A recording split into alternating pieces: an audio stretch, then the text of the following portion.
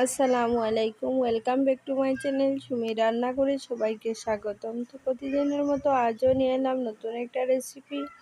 তো ভিডিওটি না কেটে সম্পূর্ণ দেখার অনুরোধ রইল। তো আজ করবো হাঁসের মাংস রান্নার রেসিপি। তো চলুন বন্ধুরা, আজকে রেসিপিটি শেয়ার করা যাক।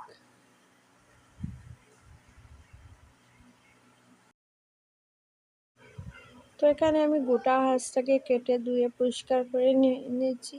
এবার এটাকে রান্না করব। তো প্রথমে এটাকে আমি প্রেসার কুকারে দিয়ে একটু সিদ্ধ করে নেব। তো সব কটি মশলা কিন্তু আমি কিছু দিয়ে এটাকে সেদ্ধ করে নেব।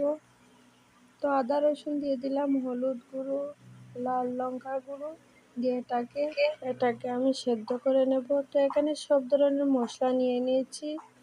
আর এদিকে প্যানের মধ্যে তেল দিয়ে দিলাম, তেলে দিয়ে দিলাম আদা রসুন পেঁয়াজের পেস্ট। তো এখানে 2 চা-চামচ আদা রসুনের পেস্ট দিয়ে দিয়েছি। খুব ভালো করে এটাকে ভেজে নেব।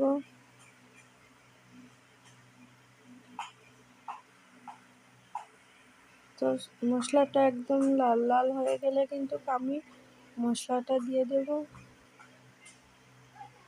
তো সময় নিয়ে এটাকে খুব ভালো করে আলতো হাতে কিন্তু একটু কষিয়ে নেব। তো কষানোটা হয়ে গেল, এবার দিয়ে দেবো যে মশলাটা রেখেছিলাম। এখানে দিয়ে দিলাম 2 টেবিল চামচ হলুদ গুঁড়ো, 2 টেবিল চামচ কাশ্মীরি লাল লঙ্কা গুঁড়ো, 1 চামচ জিরে গুঁড়ো, 1 চামচ বাকর গুঁড়ো আর দিয়ে দিলাম দারচিনি, এলাচি, লং। তো খুব ভালো করে এটাকে নাড়াচাড়া করে বেশ কিছুক্ষণ এটাকে রান্না করে নেব।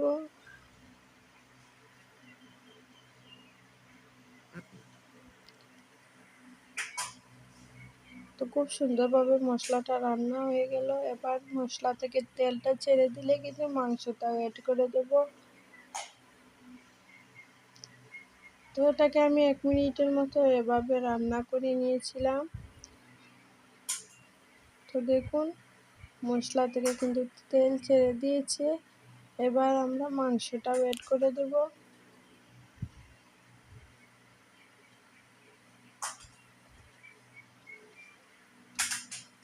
তো মাংসটা অ্যাড করা হয়ে গেল, এবার একটু নাড়াচাড়া করে নেব। তো এই রেসিপিটি খেতে কিন্তু অসাধারণ ছিল। তো নাড়াচাড়াটা কমপ্লিট, এটাকে আরও 1 থেকে 1.5 মিনিটের মতো একটু জাল করে নেব। তো রেসিপিটি কেমন লেগেছে অবশ্যই কমেন্টে জানাবেন। আর ভিডিওটি ভালো লাগলে অবশ্যই একটা লাইক করে দেবেন। আর যারা এখনও আমার চ্যানেলটিকে সাবস্ক্রাইব করেননি অবশ্যই একটা সাবস্ক্রাইব করে দেবেন আর পাশে থাকা বেল আইকনটি প্রেস করে রাখবেন। তো আজ এই পর্যন্ত বন্ধুরা, আল্লাহ হাফেজ।